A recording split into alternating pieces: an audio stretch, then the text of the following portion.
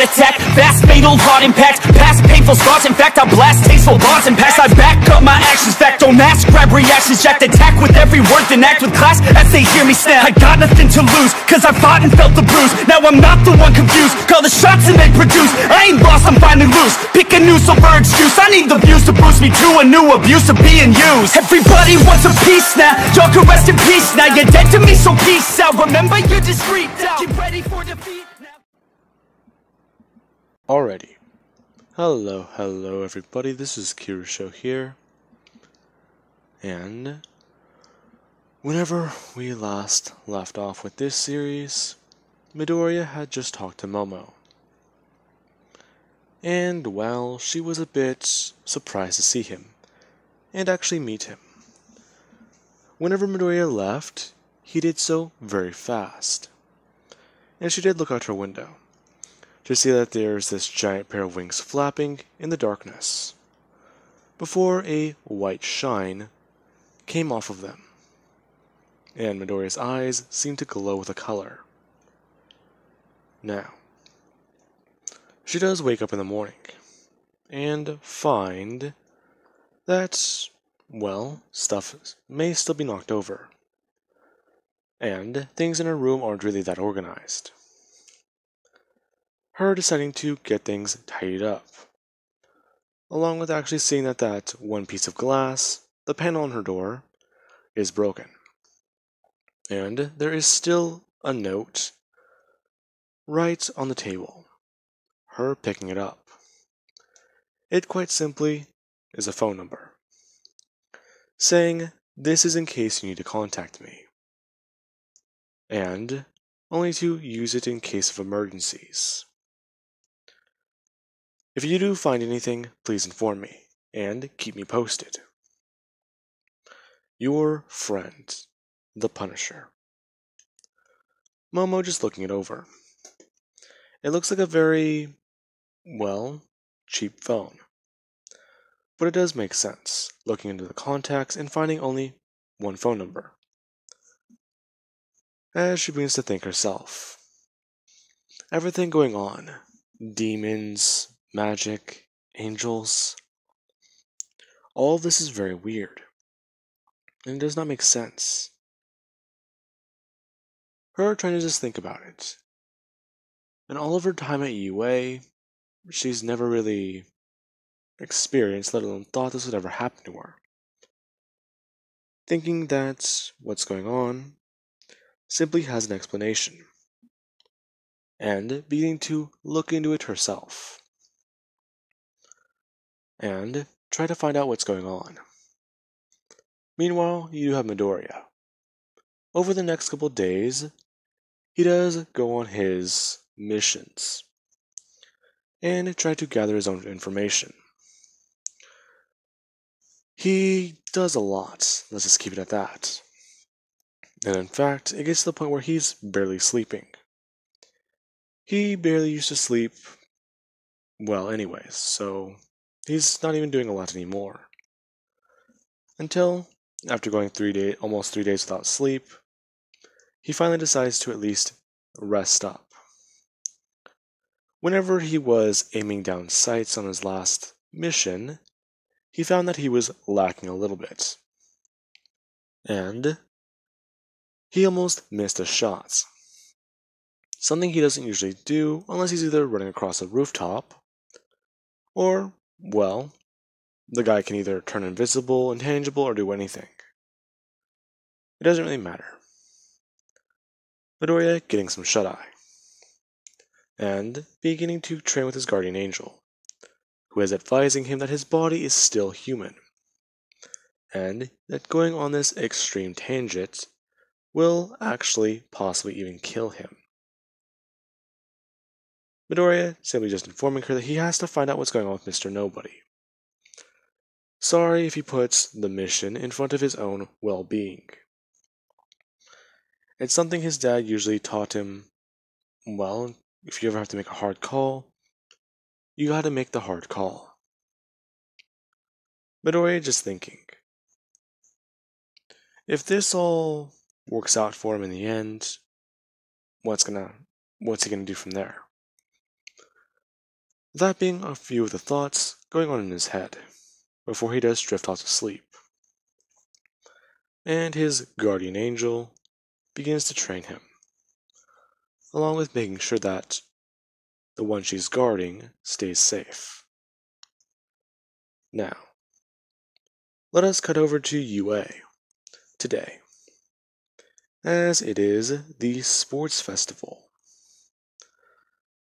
Today's very, very odd and sour for quite a few of the people involved. Since Class 1A, yeah, them basically trying to arrive and even get changed into their gear doesn't really go very well. A few people are being questioned while the other ones are simply basically being thrown to the reporters. A few of them get swamped with questions, barely any of them answer them, and then you do have people like Bakugo. Bakugo immediately just yells at everyone to leave them all alone. They've been through a lot, and being pestered with questions is not going to solve their problems. Him basically screaming that and letting off explosions, causing a lot of people to actually back up. And then All Might does appear, simply informing the reporters that the young boy is right. Sadly, though, Bakugo, you are misusing your quirk. However, I will overlook this, simply telling the reporters to please leave the campus grounds. A lot of them trying to do so, as everyone does go to get changed and get dressed. And while that is happening, you do have Momo, who, inside the, girls' locker room, does try to think about what's going on. From looking into it and checking it all out, Midoriya's powers do somewhat seem to be right. They're the right fit. An angelic glow and other things. However, an angel does not have a soul, if she read that correctly. And Midoriya, he somewhat fits the description. But then there's those wings. They change color. Is he a fallen angel? Even then, why does he have guns? It doesn't make sense. Her actually somewhat, confusing herself with this. As she does here on the next row over, on the other side of the lockers, someone actually sang a prayer. And she does actually peek around. And she does see Ibarra, who's quite simply praying that everyone here will be safe, and that Class 1A students will have a good chance at participating on their own. They have been through quite a lot, and she is asking for their protection. Momo actually poking around and trying to make conversation, asking the girl exactly what is she doing. The two sitting down and talking for a little bit. They do have some time to spare. Everyone else has already rushed out there and is present. However, All Might is actually trying to clear up some things with all the people in the stadium as to why they are still holding the sports festival. Now, while that's happening, Momo and Ibarra do discuss a few things. Momo asking about angels, and exactly what type of things they might be able to do, before bringing up the topic of a fallen angel. Ibarra, yeah, she's not really stupid. She simply just asks if this is about the Punisher, because she's gotten this question quite a few times this morning. She saw the video too. Momo just saying yeah. Ibarra going on to state that she's not really too sure. She never met the guy. Yeah, he helped design my costume, and even did do a few things. In fact, I did go to him for a little bit of a redesign. Even then, it's still not much. The guy was strong, buff, well, very, very confident in his abilities and whatever he builds. So, it really shouldn't surprise you that what? That he was lying. Why would he lie though? He was in the, well, test. He was in the combat portion. From what I heard, he used these things he invented to actually fight. Now, while they are talking about that, you have Meihatsume, who, she's gotten her inventions relatively finished. Let's say about 90-10 or 80-20. It's a bit iffy. She's fairly certain they won't blow up in her face. Yeah. Either way, she's gonna try it out. Since from an initial test run, it doesn't at least break her back when she tries to use it. The downside, it heavily stops down. It slows down on her agility. So she has to pick a direction and try and make sharp turns. That's going to be a problem. If she tries that, I mean. Now, with that being said, she got all the paperwork signed off on it. And surprise, surprise. It was quite weird to see a support course student with something like this. Now, after all that is done, All Might does actually present Katsuki Bakugo up to the stage. And you do have Bakugo, who simply just stands there. Quite a lot of people in the crowd simply just murmuring that that's the boy who lived with the Punisher. So he knew he was the Punisher, right? I don't know. There's a lot of theories throwing around. One thing is that the boy was quirkless. Really? Are you sure? I heard that kid actually may have helped the guy. Are you serious? Why are we going to let him be a hero? I don't know. I heard the Punisher was at the USJ. Do you think he called him there? Told them that they were in trouble? I don't know. Either way, he did at least save quite a lot of villains. Or, he did take down quite a lot of villains and save a lot of students. Yeah, but half of them still died, didn't they? Bakugo's nervousness getting replaced by anger, as he basically just snatches the mic up and yells, "Shut the hell up." Everyone immediately just looking at Bakugo, as he just simply states that he doesn't even know why the hell they're still doing this thing. All of us have been through a lot. Can't you tell that we don't want to be reminded of it every second of today? Him simply just pointing out that half of Class 1A is standing in front of him, while the other half is 6 feet deep. And he doesn't want to be reminded of his dead friends every time someone opens their goddamn mouth. Not just that. A lot of us, we feel like we failed ourselves. We're supposed to be heroes, yet we can't even save each other. So, then there's Izuku Midoriya, the Punisher. He saved our lives. He saved my life. If I knew he was a murderer, do you really think I would have let him walk away? That I wouldn't just try and turn him in? Those abilities he had. Yeah, I'm gonna clear some things up. I'm not sure where the hell he got that power. Second, I'm not sure why he never uses it. Third, he's supposed to be quirkless. Whatever is going on with him is new. I haven't seen it before. It's actually kind of freaky.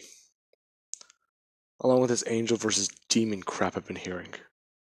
Have I seen the video? Of course I've seen the video. It's all over. Now, Bakugo simply just says that he's going to participate and he's going to try his best. But he's going to do it because of himself.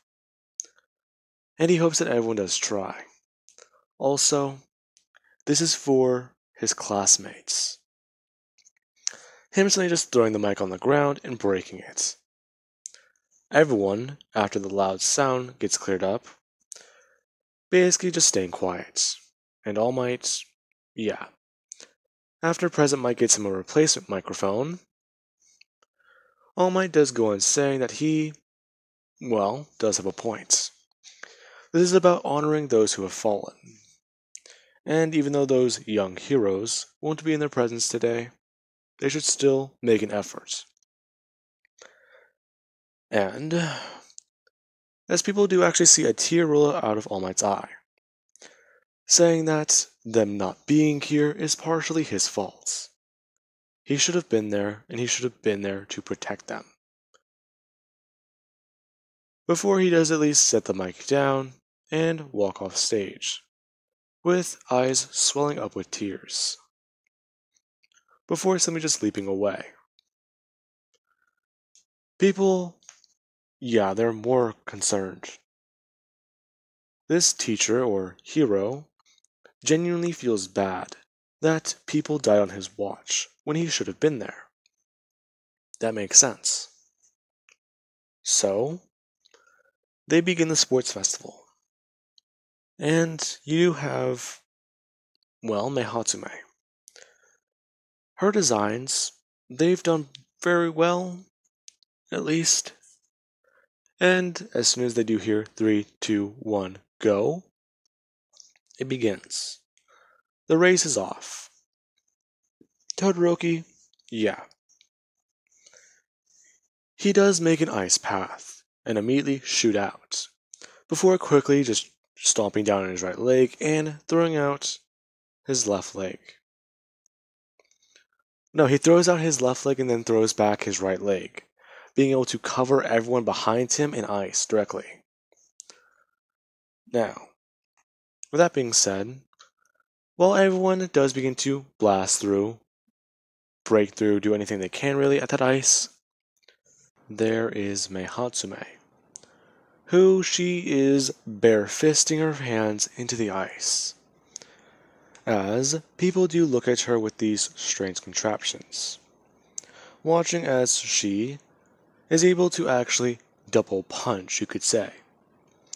After modifying Midoriya's gauntlets, she was able to not only make them stronger and more powerful whenever they do lead up to the arm, and go up towards your shoulder, she was also able to connect them onto, well, a structure she made.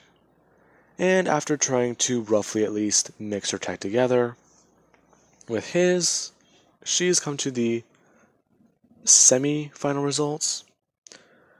You do have her suit, or her gear, which looks a bit like this. But this is the way it looks from the back. In the front, it does have these cages around the legs.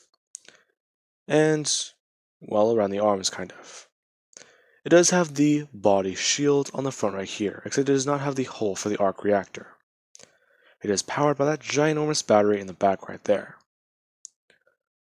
And it allows her to break through parts of the ice.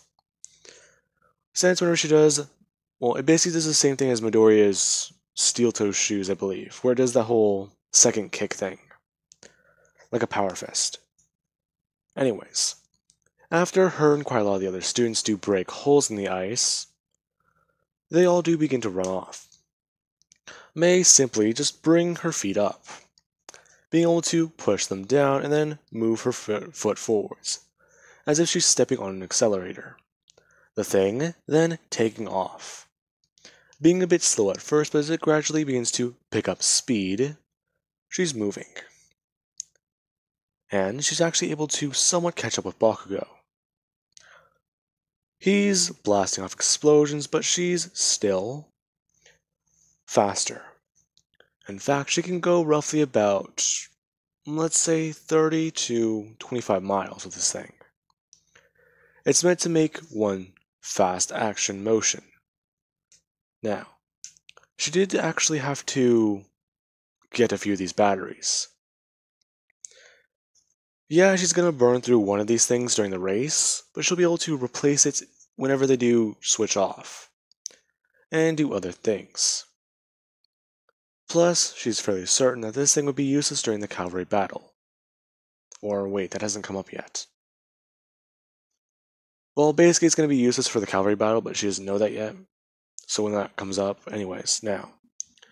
It does actually get to the point whenever you do have the ropes. As soon as she does actually get to that point, she does not slow down. In fact, she does actually try and jump. As soon as she does press down and her feet hit the ground, she does actually try and jump, trying to spring off. As soon as she springs off, she goes up a little bit, before the way this thing begins to go down. As soon as that does happen, she actually does switch her wrist, and throw her arms out down by her sides, before quickly just pulling them up, as a wire shoots out of the side, and directly hits into one of these rocks. The thing being able to use momentum going down and swing up, as May hits the side of the rock and uses the accelerator. Her momentum and the extra motion from pushing off the rock being able to get her to swing, as she swings up high into the air, before trying to do the same thing with her other arm, trying to direct it. Ida, he quickly runs across, knowing that if he doesn't get past this part, then that girl might just win. While Todoroki, he's sliding around. Now, May does get across first, since her method is a bit faster, and she can't really stop once she gets going. As her suit does land, she actually does smash down to her feet, before falling down onto her arms. As soon as that does happen, you do have Ida, who she saw run past her, directly into the minefield. And she does actually begin. She tries to get back on her feet and try to move. This being a bit tough and hard, but she does get up, watching as Ida does quickly simply just stand there, trying to figure out what to do, thinking, before she watches him simply do one thing. He runs all the way across the minefield, and gets across them before they all explode, and he continues to run. May, yeah, she saw that, and she does actually think, if she can do this right, then she's going to need all the momentum she can get. Quickly just shooting out 2 wires, as they hit into the distance. May just doing one thing, beginning to try and take steps backwards. It's a very hard thing to do, but whenever she does actually get a bit behind, she then does go back onto her arms and knees, basically. And she gets ready. As soon as she does bring her feet up a certain way and smash down, she immediately retracts in these lines. As soon as these lines do begin to pull, May launches off, being able to somewhat match Ida's speed for a second. The highest, mileage she reached was 75, going directly through the minefield. As soon as she did get across, she does have to try and continue on this momentum, and she finishes 2nd place. While you do have Todoroki and Bakugo, who were basically fighting most of the entire time. Now, with that being said, Ida does actually get first, and May quickly has to switch out her batteries. Now, with that being said, I do believe that I can leave this part off of here, and this episode is going to be a 2-parter. Anyway guys, I do hope you enjoyed, and have an amazing night. Catch you guys in the next part.